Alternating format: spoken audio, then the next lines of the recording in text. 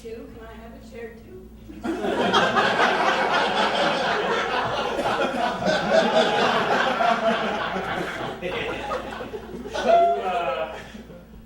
Do you have any brothers or sisters?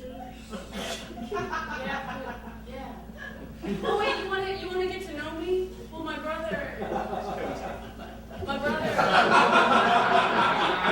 don't know my brother, and he actually went off. He's in the ROTC at Rutgers. Still. Well, my sister, she's a few years older, and she's already married. And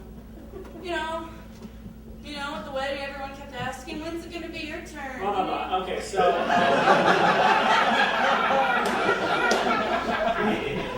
We want kids. Yeah, I mean, who doesn't? Like a little. Me. If I don't want to have kids, is that a problem for you? No. Don't think about it. I don't want some planned out opinion. I want your gut instinct.